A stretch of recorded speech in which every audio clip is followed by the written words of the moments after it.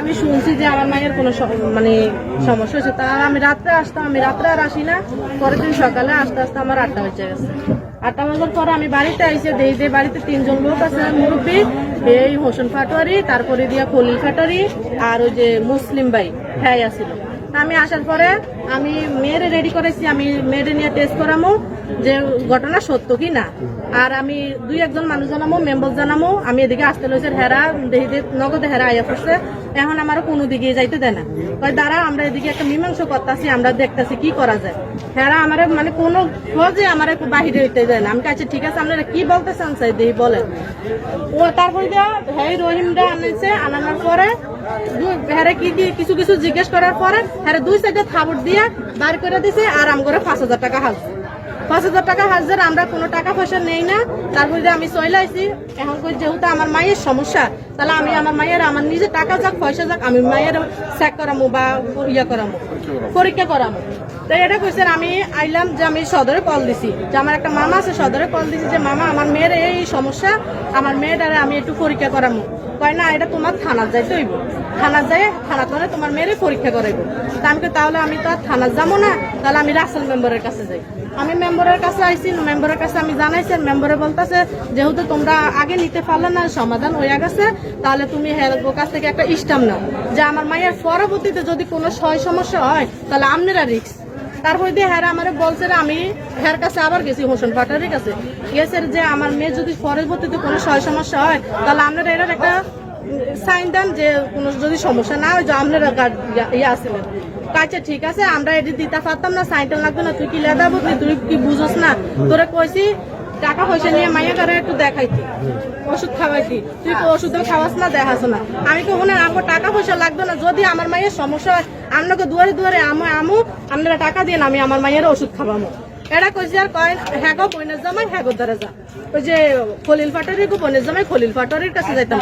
আমি হ্যার কাছে গেছি আমি কই দেখেন আপনারা তো যাই মীমাংস করে দিচ্ছেন, আমরা যাক মাইনা গেছি, আপনারা আমি একটা কাগজ আনবো, আপনারা যে সাক্ষী দিবেন যে আমরা যদি যা হয়েছে আমরা রিস্ক নিছি।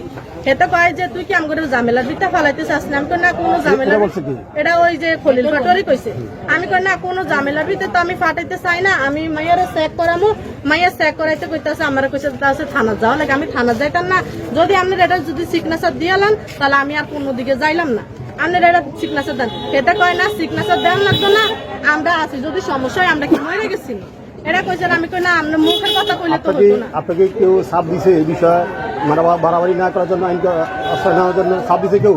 হ্যাঁ হ্যাঁ আমাকে কইছে যে কোনো কিছু দরকার নাই, এটাই আমরা ইয়া করতেছি।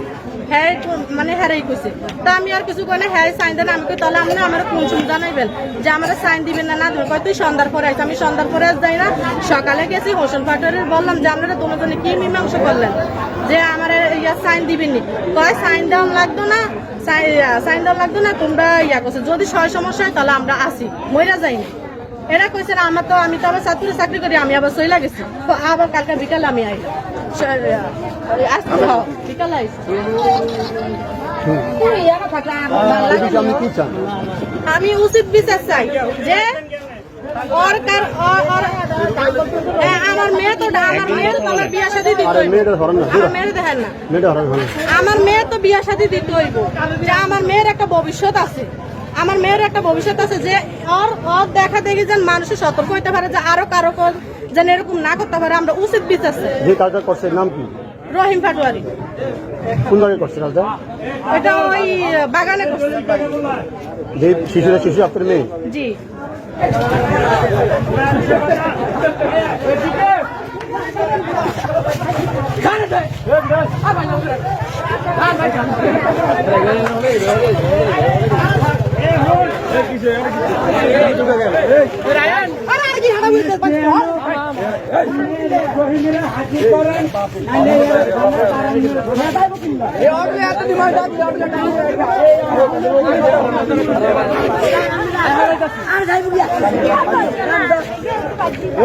হাসান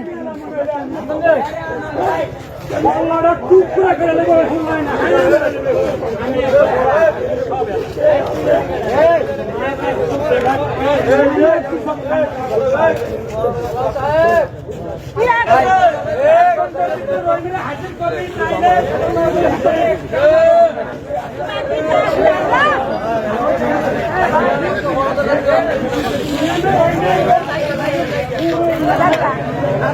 কালকে সকালে হই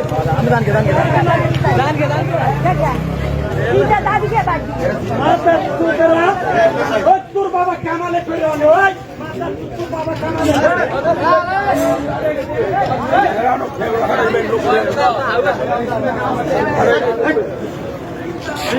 তোর বাবারা অনে না নালে মিজান ভাই অনেক তোর পুলিশে দিব অনেক আগে একদম হাম ফঙ্গ করে দিব ফঙ্গ আরে মেদান আঙ্গির হোলারা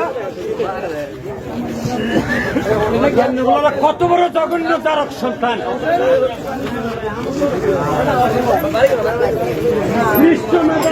আবার এক এক আঙ্কিরিতে এনে কি সুন্দর হিল দিয়ে